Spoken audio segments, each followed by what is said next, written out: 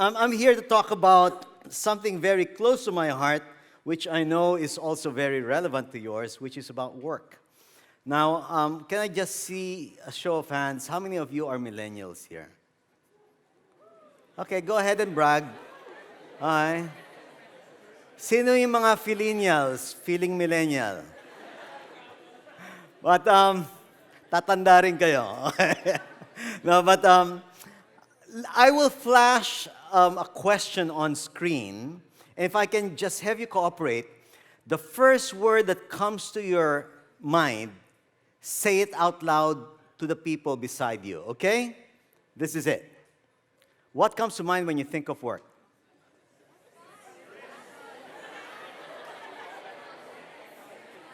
Okay, that's it. Just one thing, okay? Who said success? Can you... Wala. Everyone wants to be a loser, so success, wala? Okay. Who said money? Salary. Okay, who said a raise or a promotion?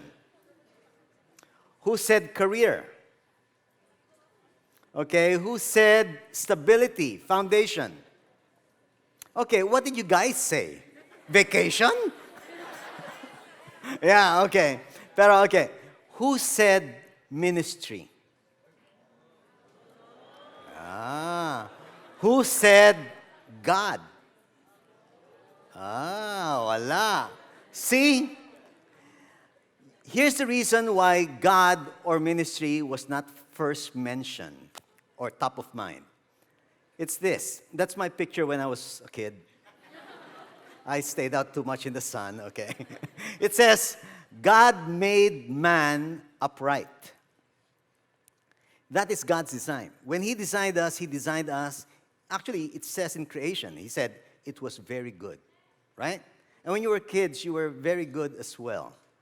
And then something happened, but men have gone in search of many schemes. You had your own ideas of how to live your life. And that is man's desire. So, it shows you that there's a difference between God's design intent and man's desire intent. And often, what is natural to us is when we think about career, when we think about business, when we think about work, our aspiration says it all. This is a show from the 1980s as well. The lifestyle of the rich and famous. And with that comes all of the dreams of a big house, nice cars, traveling, cruising, and all of these things take a lot of money. These are the very same photos that I showed when I was still a singles ministry head a long time ago, right? But I show them again because nothing has changed. It's still the same issue. And with that, what happens is that you are blinded by all of that. In fact, you know what it says in Scripture. For the love of money is a root of all kinds of evil. I highlighted the love because it's not money that is the root of all evil. It is our preoccupation, our focus, our great desire and love for money that is the root of all sorts of evil. And then it continues. Some people do not know this part. Some people eager for money have wandered from the faith and pierced themselves with many griefs. So, take a look at that. Have wandered from the faith, which means that you are or you were in the faith. But because of your inordinate focus and desire for money, somehow you veered away from the straight path and wandered off into dangerous territory. Now, I've known this verse for the longest time, but not until it bites you do you realize that it was so applicable to you. Because that's what happened to me. I was a businessman, as Ikoy said, and because when it comes to business, it's opportunity you chase, and then next thing you know, boom, it blows up in your face. I've been bankrupt twice. One was the Asian crisis, and the second bankruptcy was when I was 50 years old.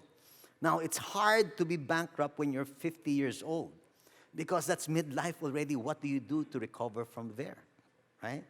Now, it says this. When times are good, be happy. Of course, when times are good, be happy. But here's the good part. But when times are bad, consider. God has made the one as well as the other, which means both good and bad, God can work in and through those circumstances. Because in the bad times is the opportunity to learn. In the bad times is an opportunity, an open window for wisdom. And that is what I gained in those times when suddenly things blew up in my face. And I would like to show you, I told you I went bankrupt when I was 50. And that was in 2010. In 2010, as they have done every year, there was this list of the world's richest men. Now, you will see that on the left side would be the world's richest, the ones on the top of the ladder. And the Filipinos, we also had our own contingent, and those were the 6 guys, right? And you know them as well. Now, here's an interesting thing as I studied this photo. Of course, the names have changed, or some of them have risen higher, and some of them have gone lower or been taken out of the list. But basically, that's a concept. Now, if you take those 6, our top and brightest businessmen, their collective net worth back then was 17.8 billion US dollars. Is that a lot of money? Of course, no? But here's the thing. You take a look at Li Ka-shing, the 9th one on the list, 25.5 billion. So the collective net worth of our brightest is only 70% of the list among the top 9. It just puts it in perspective, doesn't it? Now, let's localize this discussion. You take a look at Bobby Ong Pin. 1 billion, not pesos, but dollars. Even at pesos, it's a big thing. I would like to have just a few of those numbers there. Kahit a bit, masaya na ako. Pero $1 billion, that's a lot. Pero, what do you think he would give to have the 8 billion of Henry C. Jr.? No? Now, let's put it into another perspective. What do you think all of them would give to have the $98 billion in excess cash that Apple had in 2010? $98 billion is net of taxes, net of all expenses. This is excess money that they can put in anything else. They just didn't know what to do with it. That was a big news.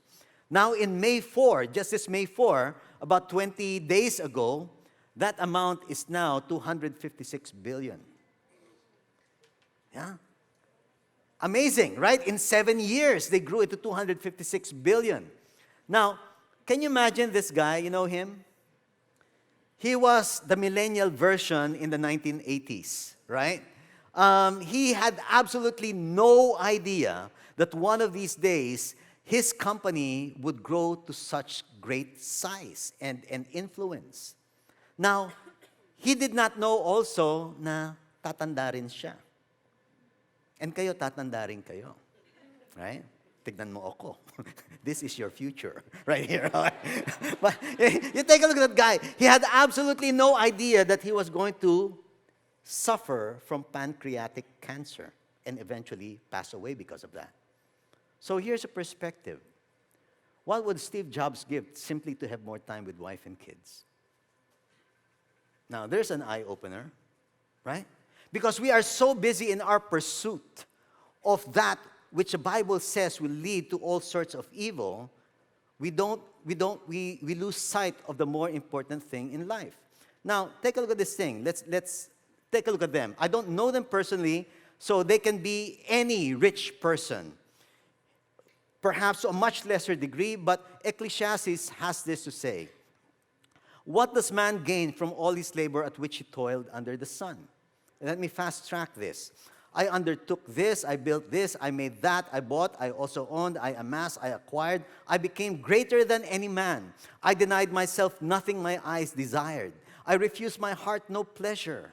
My heart took delight in all my work, and this was the reward for all my labor. Yet when I surveyed all that my hands had done and what I had toiled to achieve, everything was meaningless, a chasing after the wind. Nothing was gained under the sun. Now, this was written by Solomon, who was far richer than any of these guys, because countries, kingdoms were giving him, offerings as well. They were all under him. So Solomon was very wise, and he did not deny himself anything. And yet, when he was in his 70s, he wrote the book of Ecclesiastes. And these are now the thoughts of a wise old man. And he continues, I hated all the things I had toiled for under the sun, because I must leave them to the one who comes after me. And who knows whether he will be a wise man or a fool. Yet he will have control over all the works into which I have poured my effort and my skill under the sun. All his days his work is pain and grief. Even at night his mind does not rest. This too is meaningless. A man can do nothing better than to eat and drink and find satisfaction to his work. This too I see is from the hand of God. What he's saying is, learn to be content. Learn to be content with righteousness, because in the Bible it tells us that contentment with righteousness or with godliness is great gain, right? Now, I don't know where you work, but I would imagine that you went through a job interview, yes? And when you went through the job interview and you were finally offered that golden handshake, you were very happy, yes? Okay. Now tell me, how is it now? Can you relate? Yeah. The same thing which gave you so much excitement and so much joy and so much life when you first started suddenly has weighed down heavily on your shoulders. And you wonder why. Well, Solomon offers this perspective again. A fool's work wearies him, so it makes him tired. He does not know the way to town. So when you don't know the way to town, it basically means you have no direction. So I submit to you, no direction means you have no purpose. And the reason why a lot of people are so weighed down by work is because they don't understand the purpose of what their life is all about. And no purpose means no passion. If you are not passionate about your work, then you should do a reset, a reboot, a rethink of what life, what your work is all about. Now, again, our main passage is also from Ecclesiastes 3:9-14. Let me read it to you. What do workers gain from their toil? I have seen the burden God has laid on the human race. He has made everything beautiful in its time. He has also set eternity in the human heart, which basically means that it is all God's design. Yet no one can fathom what God has done from beginning to end. What that means is that you cannot understand life's purpose, right? Then it says, I know that there is nothing better for people than to be happy and to do good while they live, that each of them may eat and drink and find satisfaction in all their toil. This is the gift of God. That talks about attitude. And then it says, I know that everything God does will endure forever. Nothing can be added to it and nothing taken from it. God does it so that people will what? Fear Him. Because the fear of God is a beginning of wisdom, and that is God's purpose. God's purpose, why He allows you to work, while He allows you to live, why He allows you to experience the things that you do, is so that everything points back to Him. In short, God's people find meaning, which is purpose, in life and work when they cheerfully, which talks about attitude, accept it as God's will from the hand of God, who is the source of all things. So, I'll be talking about work beatitudes. And this is the biblical perspective of work. And let me give you the two perspectives. One, work is a ministry. The other one is work is worship. Now, for those of you who are visiting with us or here just for the first or the second time, don't let the word ministry scare you. Ministry basically means service. So work is service. And work is an acknowledgement of the God who gives us the ability, the energy, the perseverance, and opportunity to do work.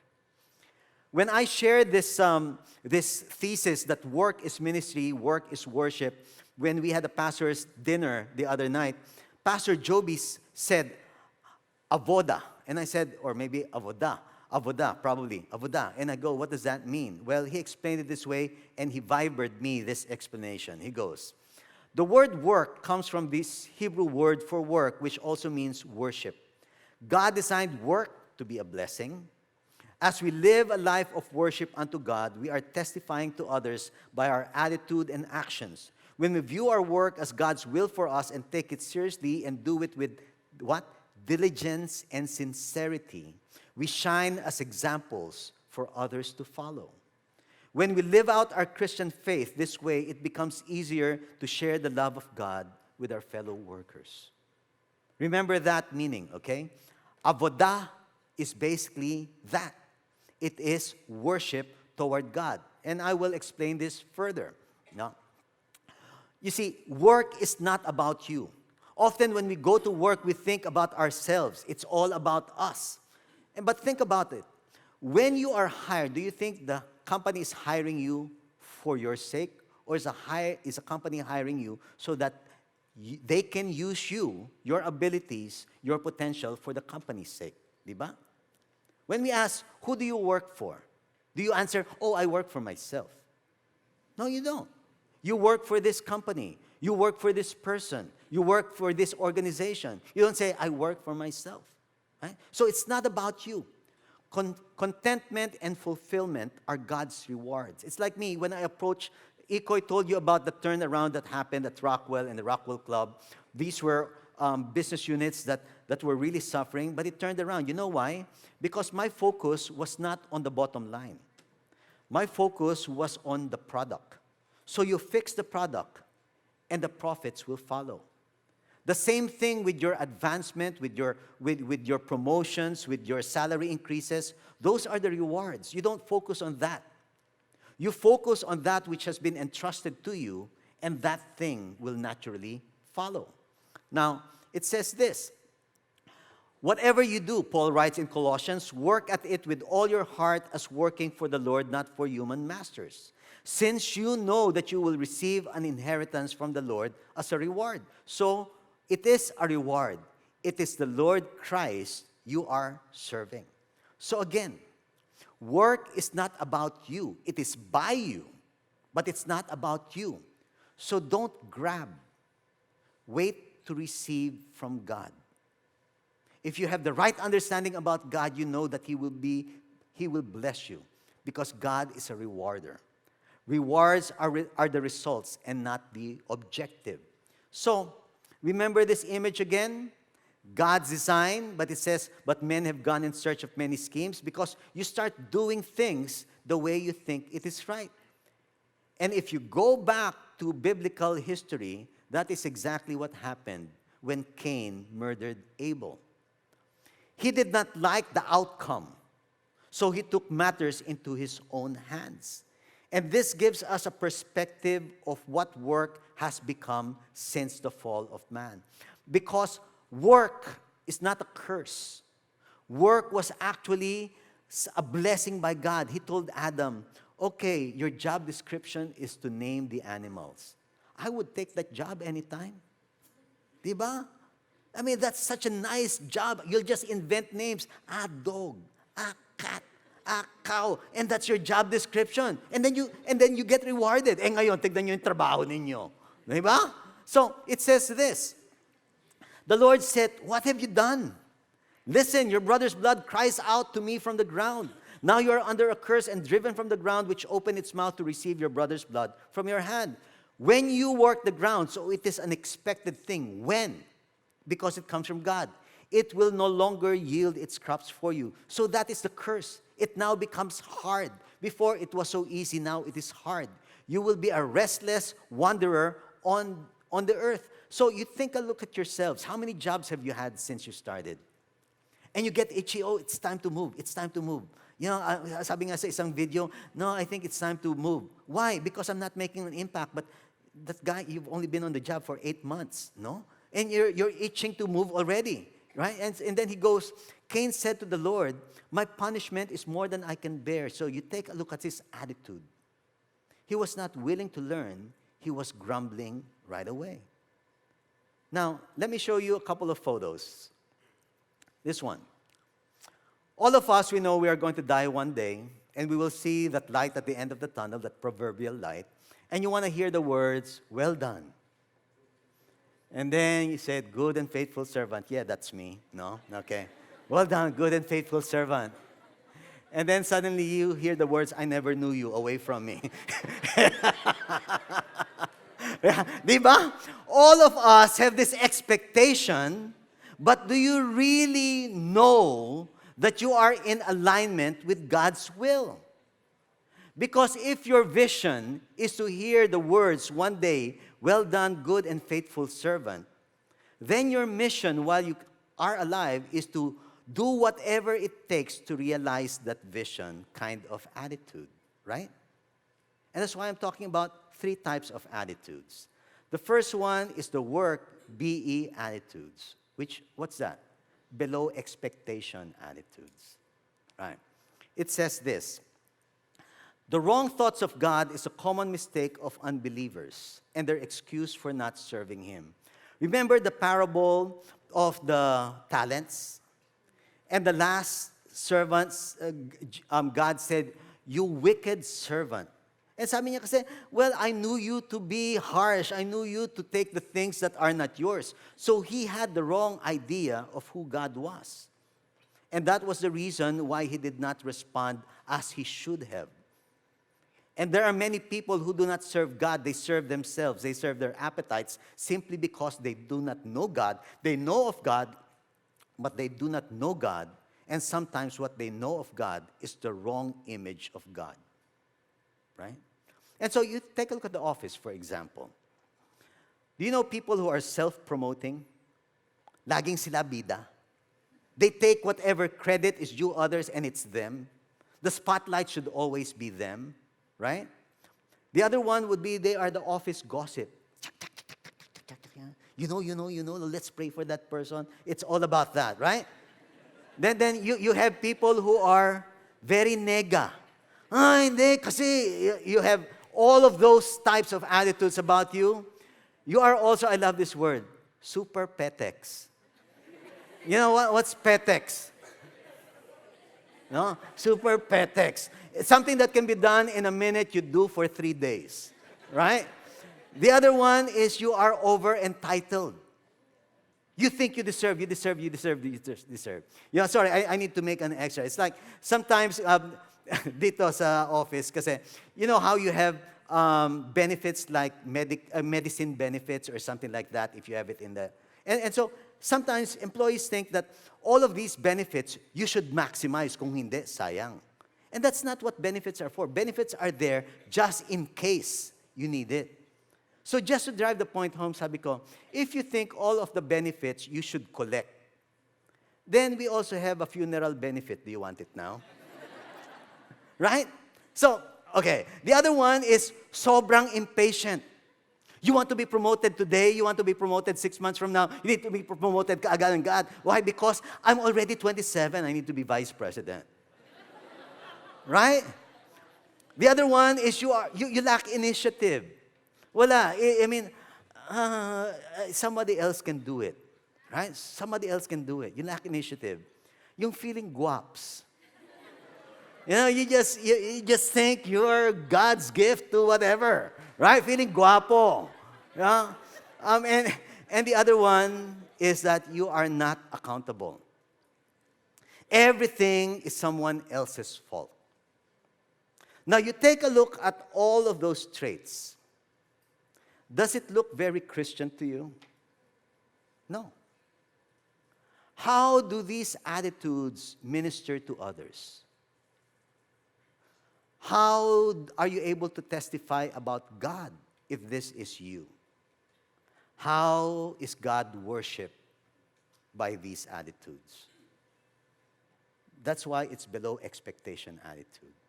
Because when God created you, He said, I created you in my image, and it was very good. He who is good at making excuses is seldom good at anything else. The expectation of God is that work is a blessing. Work is expected. If you do not work, you should not eat. And if you work, you should do it with all of your energy. Do it excellently. I'll show you this. It's like a building. Rockwell, we sell buildings. This is called the superstructure, the top part. The one below is called the substructure. The superstructure is your potential, what people see. The substructure is what people don't see, which is your character. Let me just sum it up this way. This gets you hired. This gets you fired. Yeah? Do you know of people who got fired because they're very good? Aptitude was very good, but attitude was so wrong. Why? Because there was a crack in their character. And they feeling guap sila, feeling bida sila, right? And this is now the difference, okay? Self-esteem is what you think of yourself. Reputation is what others think of you. Character is what God knows of you when no one else is looking. Get it?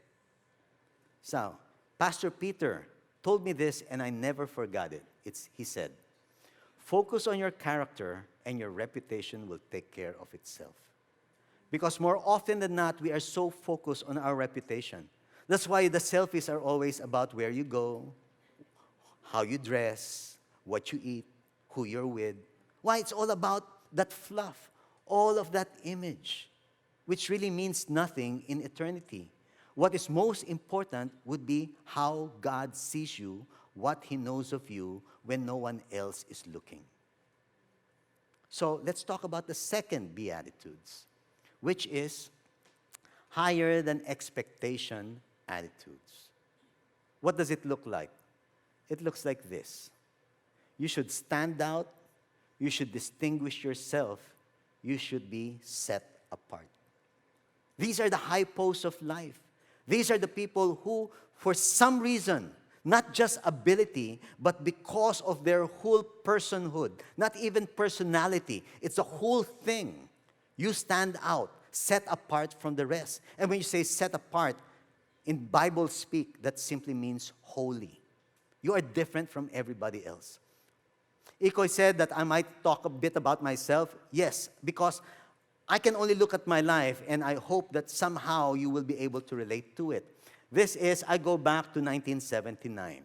Yeah, before the 80s, right? Okay. 1979. That was me. I was a bellman. Hindi pa digital yan, obviously. Right? That's what I did. I carried bags. I shined shoes. I did errands. I was not only the lowest rung, but the microbe below the lowest rung. That was me. But after 3 years doing this, I had fun. But after 3 years, I said, this is a dead-end kind of position. I did it simply because we migrated to the U.S. I had to get started somewhere. But I applied, and I was accepted in USA Today before it put out this first issue. And I worked for this man, Alan Newhart. He was the chairman. He recently died in 2013. 4 years there, I said, EDSA one happened, and there was this big patriotic thing in my heart, so I sent out my biodata, and my biodata had to stand out from everybody else, right? So I sent this out. Send me to 30 years hard labor. And I did not send it to HR, I sent it to the chairman of the advertising agencies. And because I stood out, they all interviewed me, right? Fast forward, Ikoy already gave the backgrounder. Then I got hired by Mr. Padilla of Rockwell. Now, what was interesting thing there was the consultant who first interviewed me went to Mr. Padilla and he said, he's not the right person for the job. Because they were looking for somebody with good retail mall experience. I had none. I was just a restaurateur, a marketing guy, a businessman. And then, for some reason, he said, no, let's hire him. I got so excited, I went home and I told my mom. My mom, sabi ko, Ma, guess what? Sabi niya, what? I'm not the vice president of Rockwell. Sabi niya, naku, baka matanggal ka. Anong klaseng nanay yan? But here's the thing. My mom looked at my past, looked at my history. She knew me to be a bellman, but that's looking at the past. The consultant looked at my experience. He was looking at my present. But this man, Padilla, he saw my potential, and that is about the future. And so you see yourself not for who you are, but for who you can be. Let's fast forward. As Ikoy said, I joined CCF in 2013. And when I gave my bye-bye to this man, he said, well, JP, I knew this day would come because he knew me to be a church guy, right? But I was hoping that it would change along the ways, but it did not. So he was very gracious to me, really took care of me, and then that's why I like this photo. Because it shows a Rockwell project in the background, but now my foreground is CCF. And the reason why I like this photo is because it shows as though both are one. And that's what integrity is all about. And that was the reputation that I hope and I think I left in Rockwell because people knew me, that there was no difference between me on a Sunday and me Monday to Saturday. I was the same. And so when Mr. Padilla said he was hoping but he understands, then I said, Rockwell will always have my loyalty, but the church has my heart. And where your treasure is, there your heart will be also. You see, he hired and developed this guy, right? And this guy has this as his motivating North Star. Whatever your hand finds to do, do it with all your might. And actually, as I do my morning devotional, I see these post-it notes in my Bible of decades ago, right? And I still read it now. And I have this as a note to myself. When Rockwell prospers, because when I joined Rockwell, I put that post-it there. And 15 years later, it's still there. It's from Deuteronomy chapter 8, and it reads, when you eat and are satisfied, when you build fine houses and settle down, and when your herds and flocks grow large and all your silver and gold increase, and all you have is multiplied, then your heart will become proud and you will forget the Lord your God. You may say to yourself, my power and my strength of my hands have produced this wealth for me. But remember the Lord your God, for it is He who gives you the ability to produce wealth. So it was a reminder for me. And I would have been cursed many times over had I forgotten this thing. But the fact that I am presenting it to you means I never forgot it. Because everything that I did was intended to point back to God. Now let me just shamelessly show you another photo. That was me when I was your age in the 1980s. I was 22 years old. But as you can see, my style has not changed. Glasses lang ang nadagdag. Right? Dati nasa bulsa, ngayon nasa mata. Right? Pero it's the same wardrobe, the same person, but no longer the same person. And then, this was me when I was 19 years old. Here's the interesting thing, the reason why I show this. When I was a bellman, my boss, Jack Nargill, the head concierge, said this of me. You are the best bellman in Washington. And to prove it, I have my name on a plaque in the Four Seasons Hotel cafeteria wall where all the employees go. Employee of the month, parang Magnolia. Okay? Employee of the month. And that was in 1980, something like that, right? When I was in USA Today, when the others would get $300 bonuses or adjustments, I would get $3,000, which shows you how they viewed me. When I was with Rockwell, an HR consultant who was feared by everybody said openly, I was the best manager in Rockwell. In fact, he tried to pirate me, right? Now, I say that because my attitude when it came to just working with all of your might was consistent through all of that time. What was different was my motivation. My motivation when I started was all about meeting my needs. No? Bare bones pay. Then when I started earning a little bit more, it became about my wants. I'm sure you can relate. But where it changes, and this is the paradigm that I want to show you. At that point, up to this point, work is all about stewardship for me. You see, Each stage that God allows you is a stage in preparation for the next stage. And you must see it from that perspective. If you keep seeing that it's all about you, then you're going to lose sight of God's purpose for you. But if you see it with God's purpose in mind, your attitude will be, okay, Lord, what do you want me to learn? What do you want me to learn? What do you want me to learn? When I joined CCF, I was made the Chief of Staff and the Director of Central Management Services. Now, we went to Singapore to attend Edmund Chan's conference, the IDMC, and I was shocked when Pastor Peter called me to the front and in a meeting said, we want you now to be the chairman of GDC 2013, the very first one we held here. And I've never done events of that caliber, of that size. But, you know, Ikoy would attest to this. All of the people under me, I tell them to always say yes to the opportunity to serve that God gives you. And I'll explain why later on. Always say yes. And so I said, okay, right? So we did that. And so I'm trying to put all of these things together, right? And then suddenly, there was this building project. It was supposed to be ready by GDC. But during the construction project, I was there with sila Pastor Peter, the building com, and we were walking around, and Big Boy C, Henry C. Jr., was with us, and you know him to be SMDC, right? And Pastor Peter goes, we were here at the lobby after going all over the place. Sabi niya, well, they promised me this place will be ready on time for GDC. And Big Boy just walked around and goes, no, August. And of course, my heart sank. I'm the chairman of this big event, international event. Many foreigners coming, and the place will not be ready. And so pagdating ko rito, pagdating sa meeting, the project manager, tinira ko. And here's the philosophy of Pastor Peter. If it's a burden in your heart, then it's God's burden for you. So he told me, okay, JP, you're now the project manager. Malay ko, you know, I've never done construction in my life. But what did I do? I said, okay. Okay. So I said, okay.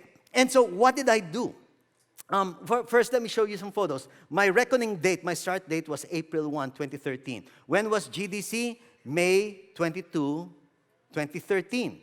These are the photos of that place. Very brickish, mortarish, dustish, no? Unfinished. Everything is yickish, no? I mean, no light, no air conditioning. It was just bare. And this was April 1. And if just to give you perspective, Rockwell Mall, 40,000 square meters. Shangri-La, the old wing, 80,000 square meters. This building is 93,000 square meters. All in that condition, right? And so what did I do? I called the Rockwell engineer who was part of the building of Rockwell, the old buildings and of the mall, and said, can you help me? He goes, okay. And so he goes there and he goes, when do you need this, sir? Sabi ko, by this date. Sabi niya, imposible. So what's going through my mind was simply this. Big Boy, the biggest developer, said, impossible. This guy with Rockwell said, impossible. And there was another pastor who was who was a speaker for GDC saying, we hear it is impossible. And here I was on top of everything, and I have absolutely no idea what I was doing, with absolutely no experience doing it, right? But the one thing that I have going for me is a never say die attitude. I will do whatever it takes as best as I can. So let's move forward. This is now 1 month later, May 2. That would be part of the auditorium, so it's taking shape, right? CR. But that's the balcony. That would be the basement, right? And that is the front. That is May 2. Now, here's the thing. We were supposed to open May 12 just to give us a bit of wiggle room. So how many days from that day? 10 days. Just to clear that thing, you think you can do it in 10 days? No. My wife knows this. I was here early morning up to late evening, walking up and down with no escalator, no light, right? But I was often on my knees praying. often on my knees praying. Now, here it is, May 11, the night before. And so I got a mountain of janitors to clean the place. I did not want, sabi, we'll give you volunteers. I did not want volunteers because volunteers will all be volunteer bosses, right? So I said, no. So May 11, we did that. The morning of May 12. We had signs up, Francis Kong and Son and many others. That was the scene, May 12. Can you give God the glory? It didn't stop there. One of our pastors had a great idea of inviting a special guest on May 18. You know, nandiyan na yung GDC and you invite somebody else? But on May 18, that was the scene. It was a mob. Why? Because of that guy, Nick Vujicic, right? So at the nick of time, we did it.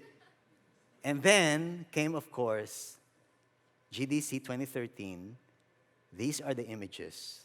And that was on May 22. 52 days. You ask any architect, any developer here, and he will tell you that is impossible. That is impossible. Now, the reason why 52 days is so special is because in Scripture, it says this. So the wall was completed on the 25th of Elul in 52 days. When all our enemies heard about this, all the surrounding nations were afraid and lost their self-confidence because they realized that this work had been done with the help of our God. And so, amen. You see, God uses those who are not in order to shame those who are. Right? And that is, you find that in the book of Romans. And so I absolutely know nothing. I absolutely had no experience. And yet, God used me. And the privilege that I had was simply this. I had the front row seat to see how God works. And that is what happens when you view your work from a totally different paradigm. You know, your phones all have this iOS as their platform, right? What is iOS? Internal Operating System. This is my personal operating system. I is internship, O is ownership, 3 is stewardship. Internship. That's why I say always say yes, because each task is an opportunity to learn. You will never know how God has created you, what capacity He has given you, if you always say no or you only say yes to the things that you want to do. And you stay within your comfort zone. John Maxwell says that if you are comfortable, then you are not growing. You need to be in your discomfort zone in order to grow. Ownership. Plunge headlong into every task given you. It's you alone. You don't blame anybody else. You are not super petic. You are not super nega. You are not going to blame anybody else. It's all on you. And then stewardship is this. It has as much to do with the releasing as it is with the owning. I used to be the singles ministry head. Now I no longer am. I used to preach. Now I no longer do. Why? Because it's God's design. It's not mine. It was mine when He gave it to me. But now that He takes it, I release it. And there is no heaviness in my heart for that. Right? And why do I do this? Because I know that Christ will come again. And I will need to give an account for the task and opportunity and the privilege and responsibility that He gave me. It's all about accountability. And so the real short ending here is the work be attitudes, which is Christ-like attitudes.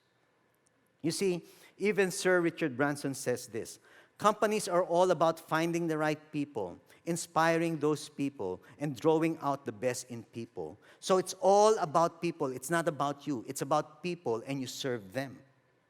And the attitude of Christ is He did not come to be served, but to serve, right?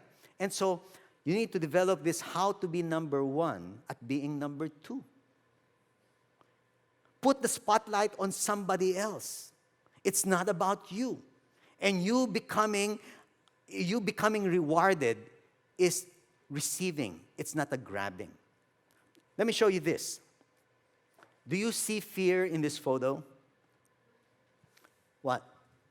No? You don't see fear? Well, because you should see it this way. Her fear is not that her father will hurt her, but that she might hurt her father. Because if you see your task as being an entrustment, the root word being trust, that somebody trusted you and gave you this role, the greatest hurt is that you will disappoint that person. When Pastor Peter came back from his last trip and he was asking me about some updates, there was something that I did not anticipate and I could not answer with authority. And the next day I told him, Pastor Peter, I went home feeling really bad. And he goes, why? Because I was not prepared yesterday. And I felt that I really let you down. That's it. Because it's not about me. It's about what was entrusted to me, right? In Romans, it says this, and we know that in all things God works for the good of those who love Him, who have been called according to what? Is it your purpose? It's His purpose. And what is the purpose? For those God foreknew, He also predestined to be what? Conformed to the image of His Son. So Christ-likeness, to become like Christ, that He might be the firstborn among many brothers and sisters. I like this saying that God loves His Son so much that He sent Him down that He might make others just like His Son so that He could fill heaven with many who are just like Jesus Christ. And so with that in mind, let me just show you some personal convictions and guideposts in my life. My desire is to know Christ. My purpose is to be like Christ. My vision is to be with Christ. And my mission is to make Christ known. It is as clear as day as what motivates me. Now, I'll give you another thing. These are my revelations. As I read the book of Revelations, chapters 2 and chapter 3, which talked about God's message to the 7 churches, these are my 7 revelations because those are messages not just to those churches then, but to the churches now and to you, to us personally. These are mine. The first one is never lose my first love. Never, ever give up. Never compromise. Never tolerate evil. Never be complacent. Never ignore God's open doors. When He gives you an opportunity, run through it. Right? And never be lukewarm. And because we are married to Christ, like we are His bride, these are my I do's. What do? I serve. What do I want to do? I want to serve excellently. How do I know when I've done a good job? When others serve excellently, but better. And so I take a look at Ikoy. Ikoy just said that, it was providential that he met me when he did because he was basically going down the wrong path. You take a look at him now. This guy has more energy than I ever had. This guy's impact, I think really just far outshines mine. He's all over the place. He's well known. And that makes me feel so good that somewhere, somehow, God used me to raise up another leader. And so I go back to this thing. Because there is an upgrade, to my iOS. It's an iOSW. And the fourth thing is worship. Because whatever you do, no matter how small, do it all for the glory of God. That's the upgraded version. Your iOS, if it's like this, will ensure that you honor God with the work He has entrusted you. Years ago, as I tried to identify my giftings in life, I had absolutely no idea that administration was going to be one of them. It wasn't what I wanted to do. But when it was given me, I said, okay, no. And then I see what God has given to me as my capacity, as my abilities. And for me now to be in charge of all of the construction projects of CCF in CDO, in MMRC, and over here, it just blows my mind. I know nothing. But I am willing to learn, and I'm willing to give it my best.